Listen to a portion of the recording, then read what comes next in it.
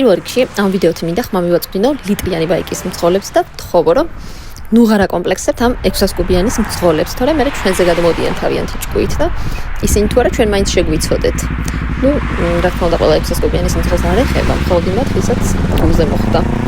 მეორე რიგში კი უნდა აღვნიშნო, რომ ჩემი ჩინური აუცილებლად ბრჭყალებში ბაიკიდან გადმოვჭიქი კავასაკზე და ამიტომაც ვბედავს საერთოდ ლაპარაკს და პასუხის გაცემას, მაინც უკვე ერთ გუნდში ვართ რა და ეთყობა გავთამამდი.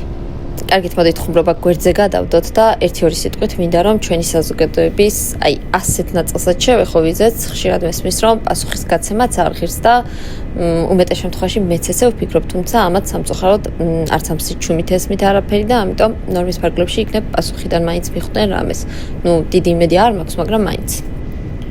შეიძლება ძალიან ამპარტავნულადაც გამომივიდეს, მაგრამ არც ეგ მადარდებს დიდად და ვიტყვი რომ როცა ასეთ თავისი ჭკუით დამამცირებელ კომენტარებს ვაწყდები, მართლა მეწოდება ხოლმე ავტორი. შეიძლება მითხრათ რომ ვინ ხარ, რომ ვიღაც გეწოდება, მაგრამ მეწოდება. ერთადერთი რასაც ვხვდები ასე დროს არის ის თუ რამდენად პრობლემები აქვს ადამიანს თვით შეფასებასთან, რომ აუცილებლად საკუთარი ეგოს ასამაღლებლად სხვის დამცირებას, დაცინვას და მსგავს ხერხებს უნდა მიმართოს, მაგრამ საბოლოო ჯამში რასაც აკეთებს, საკუთარი თავის გამომჟღავნებაა მეტი არაფერი და ვფიქრობ ეგეც კარგია და ჯობია რომ ეგრე გააგრძელო, რომ მარტივად გარჩევადი მაინც იყვნენ დანარჩენი საზოგადოებისგან. მინდა შევთანხმდეთ იმაზე, რომ ყველას ყავს ის ბაიკი, რისიც ან სურვილი აქვს, ან კიდე შესაძლებლობა და უკეთესი ბაიკი ყოველთვის მოიძებნება, ეს იქნება ტექნიკური თვალსაზრისით თუ ვიზუალური მხარით და ასე შემდეგ.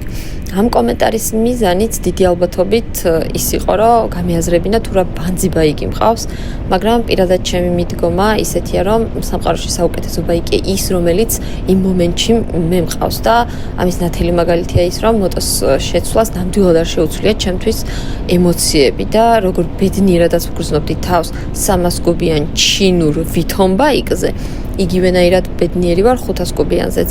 ერთადერთი რაც შეიცვალა არის მოტოს სიმძლავრე და მისი შესაძლებლობები და არა ჩემი დამოკიდებულება მოტოს მიმართ. თუმცა ეს იმას არ ნიშნავს, რომ უკეთესის ყოლის ამბიცია ან თუნდაც მიზანი არ უნდა გქონდეს, არანამდვილად არ არის ასე, მაგრამ ამბიცია და მიზანი ხელს არ უნდა გვიშლიდეს დავაფასოთ ის, რაც ამ მომენტში გვაქვს და მივიღოთ მაქსიმალური სიამოვნება არსებული მოცემულობიდან.